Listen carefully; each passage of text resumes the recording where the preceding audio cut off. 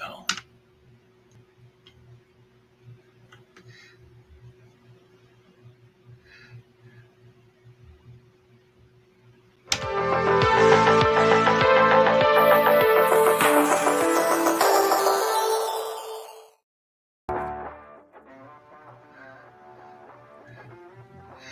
Hello, Matt.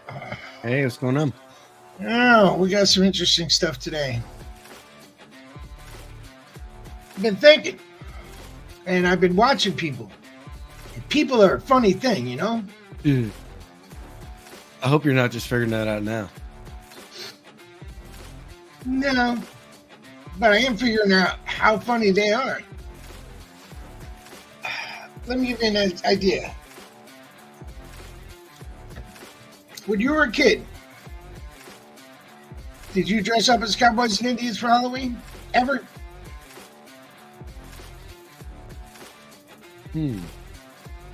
I would have to say at least once, you know?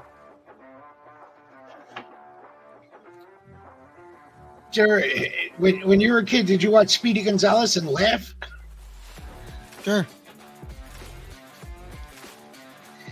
Do you know, apparently we were never supposed to laugh? Yeah, probably. Most of those are really for adults like Bugs Bunny. But here we go. This is what I want to talk about today. Is there such a thing as cultural appropriation, and what does it do? Now, I saw an unofficial study, more of a survey, where someone went out on the street dressed as a stereotypical Mexican with the big sombrero, the little poncho thing, and the black like handlebar weird mustache thing. Sure. I'm assuming not on Halloween. No, not on Halloween. And went around to different campuses asking people walking by if it was offensive or cultural appropriation. And on his first run through, everyone he asked in every college said it was cultural appropriation and offensive. But on his second run through, everyone he asked said A, it was not offensive, B, it was not cultural appropriation, and C, it was damn funny.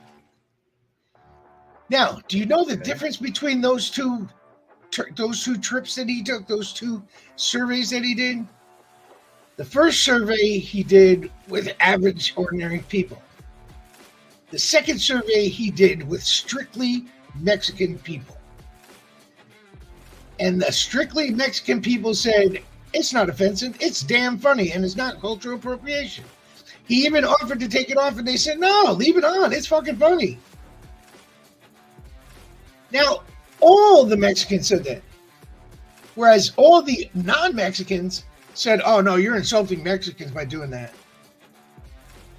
Yeah, but I could understand, you know, their culture, too, is a lot of, that type of dancing and having fun and, whatever. So I can understand that happening in their culture. But to put that in the middle of a culture where it's just not the norm, I could kind of see it is not an offense to the people that were watching the performance necessarily, but the guy doing the performance was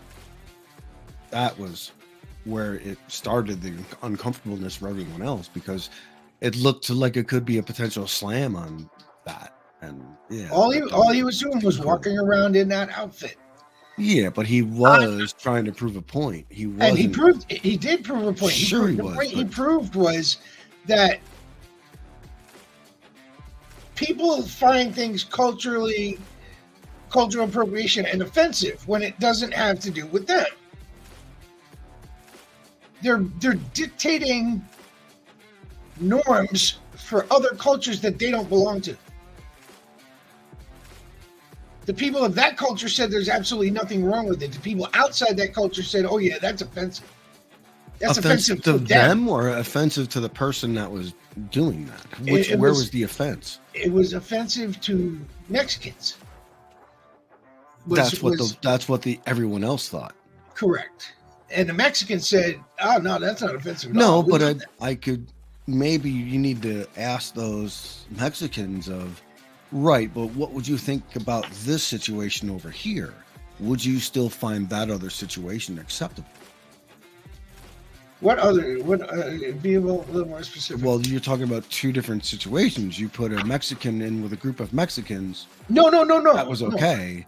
Now you took a Mexican and a bunch of non-Mexicans, and it wasn't okay. So No, you took a white boy. The second group, I would ask, what do you think about that situation over there where your Mexican is in with a bunch of, I would like to know what their reaction is standing back and watching. I'd like to know what that they took a white guy, Mhm. dressed him up like a Mexican, and put him in both situations. Right. But now I want to see what the Hispanic Latino community thinks about what it looked like in that other setting. I'm curious what their reaction would be to that. It may be different. That's the third part of this thing they didn't try. Is what is the reaction to seeing that reaction? I want to know what that is. So you're saying they should have asked what they thought of the white people saying it was offensive. Yes. With that person in that situation. Yeah, I would like to. I'm curious what they would think about that part of the test. You know, if they felt there was a bias or something negative in that, they might have. Maybe they wouldn't have. You know, but I'm curious what that is. What got me curious as to why the people that it was supposedly, quote, mocking were not offended by it, but people that it had nothing to do with were offended for those people. Mm-hmm. Well, but I could see that because a white guy dressed up as a Mexican, it's like black paint to me. It's like blackface on a white person. That's how I see that.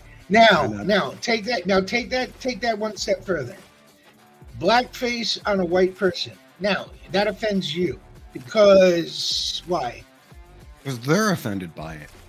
But if they all came out and said, "No, we're not offended by it," would you still be offended? But that hasn't been the case. That's not the question. But that is the case, though. It's different. If they came out and said, "Oh yeah, we like this. This is cool," okay, great. But would you still be offended? Me personally, I would be offended, but I'd be offended myself. I wouldn't be offended publicly. You know, I would keep that offense to me and just not participate in that. I would go over here where that's not happening. I understand. That's what I would do. My question is, why would you be offended by something that doesn't offend the people that it's imitating? Well, I mean, in other conversations, sometimes it's hard to get that out of you. You know, it's something I, always thought was a racist bad thing to do. Congressmen get called out for it left and right when they do it as being bad and racist when they do it. So yeah, I would think that there'd be enough there to say that equals offense, and that therefore I would take right with those other white people being offended by a white person dressing up as a Mexican person, even though they're imitating, not emulating, imitating a Mexican person. I could see where the Mexicans would find it humor because it might be perceived as such. But then I would still ask that crowd of people that thought it was funny, do you still think the same thing is funny when it happens in this way? They might not find it very funny in that way. We don't know. That should have been asked. It's a relevant question for the experiment, for the thought experiment that they conducted. They didn't think of that as an avenue, and it is. And I suppose for the flip side, what's the reaction of the other crowd to what happened with that? I'd like to see both angles of that. It's relevant. Do you have a neighbor peeking in your window? What is that? Probably a cat. I don't know. I can't see. Oh no, you're seeing My wife's reflection in Oh. the mirror. She's sitting at her desk. Oh, all right. That's Yeah, cool. she just came back in.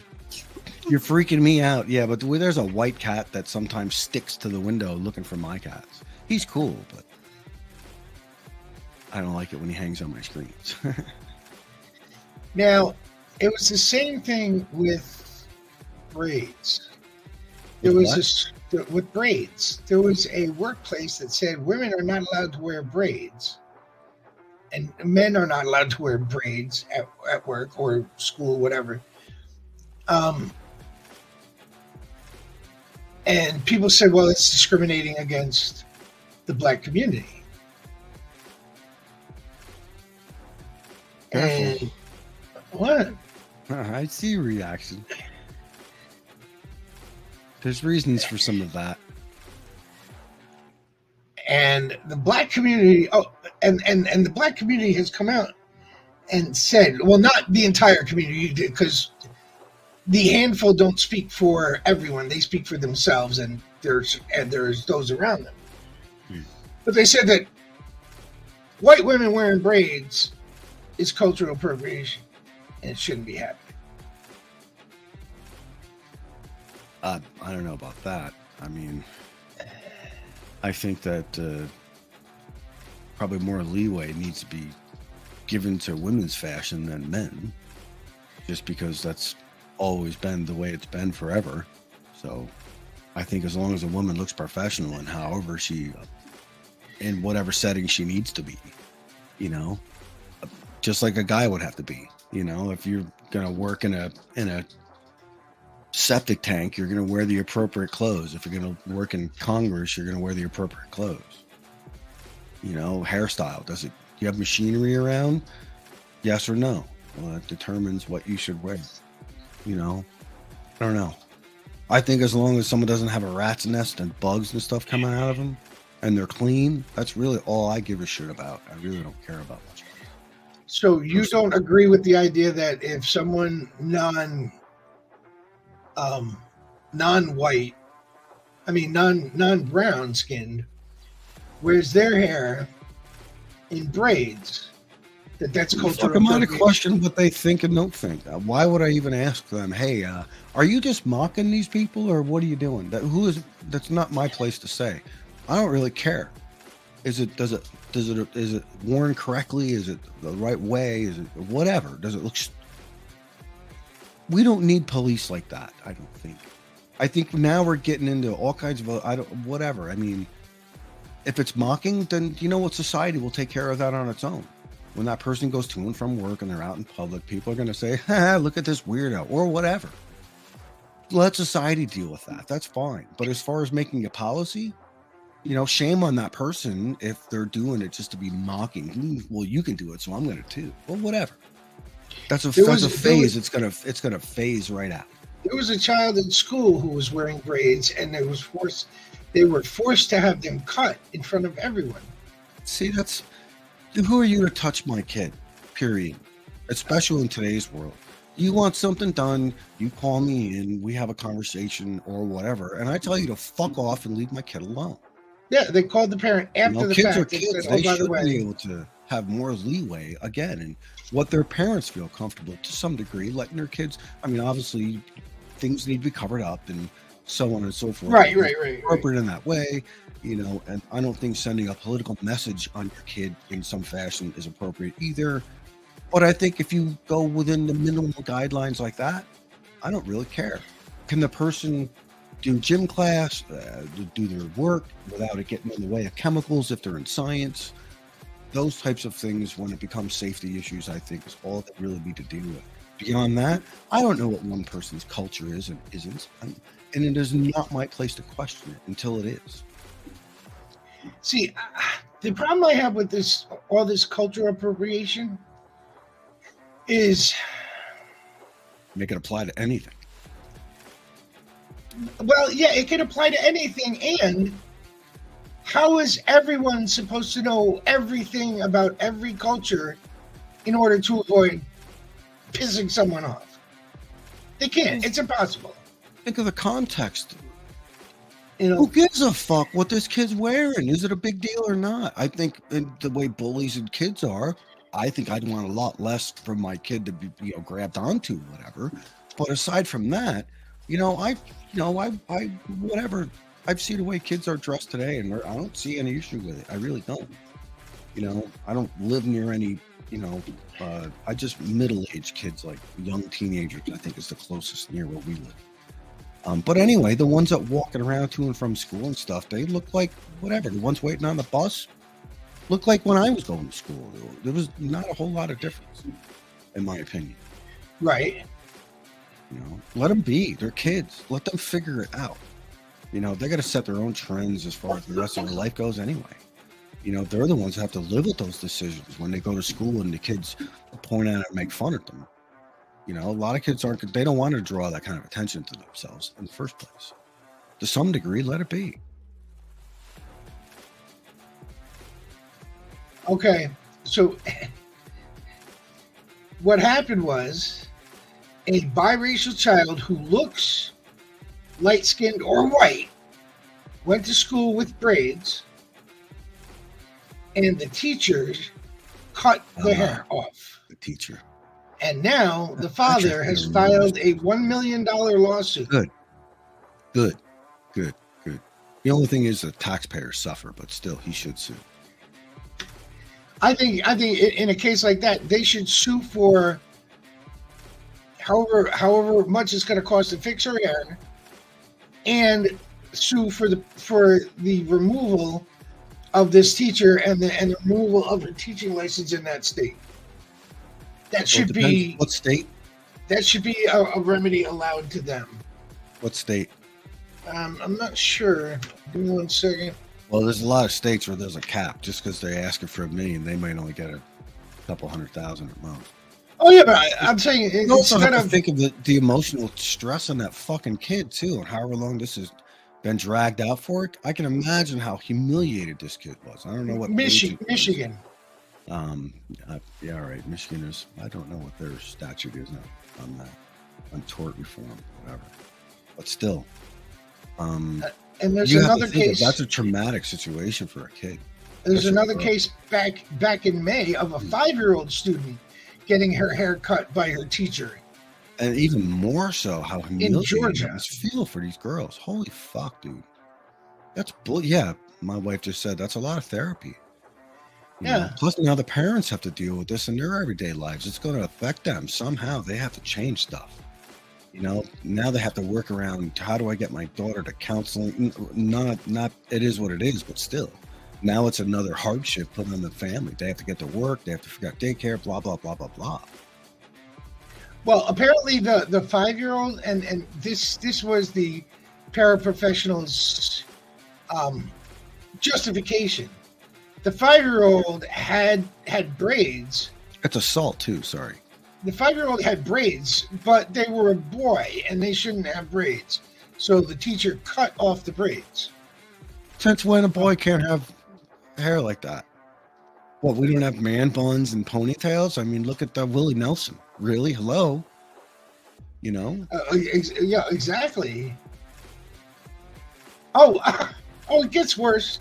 This is just horrible. I mean, he was a special needs kid. Oh. They cut off 3 inches of one ponytail. 3 inches of one ponytail and 6 to 8 inches of the other.